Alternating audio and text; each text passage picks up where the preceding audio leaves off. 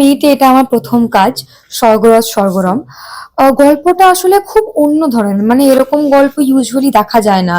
একটা খুব মজার গল্প, একটা সিরিয়াস টপিক, স্বর্গরথ শেষ যাত্রা, কিন্তু সেই সিরিয়াস টপিকটাকেও কি করে একটা ফানি ওয়েতে দেখানো যায়, পোর্ট্রে করা যায়, সেটা নিয়েই পুরো গল্পটা।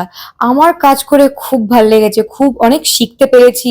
খুব খুব মজার কাজ, মানে একটা কাজ করে একটা স্যাটিসফ্যাকশন যেটা হয়, সেটা আমার ছিল পুরো তোমার কাজ করে। তোমার লুক ওয়াইজ দেখেছিলাম যে তোমার খুব হুম। একটু মানে একটু বড় বড় হুম। লাগছিল।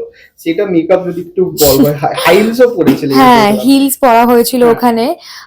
যেহেতু আমি মনটা যেটা হচ্ছে কুষাণদার চরিত্র, তার প্রেমিকা হয়েছিলাম, তো আমাকে একটু বড় দেখাতে হুম, হয়েছিল। হুম, হুম। তো তাই জন্য আমাকে চুলে উইগ লাগানো হয়েছিল একটা বড়।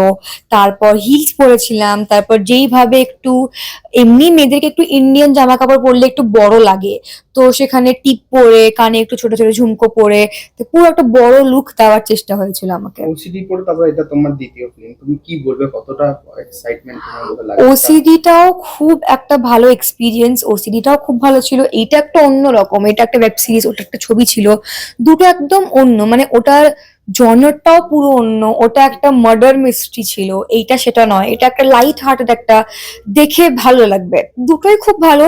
এটা করে খুব মজা লেগেছে, খুব আনন্দ হয়েছে। কি লাস্ট শেষে দর্শক কি বলবে? এটাই বলবো যে 17ই জুন আমাদের ওয়েব সিরিজ স্বর্গরথ স্বর্গরম আসছে প্ল্যাটফর্ম 8-এ। আপনারা ডাউনলোড করুন, সাবস্ক্রাইব করে রাখুন।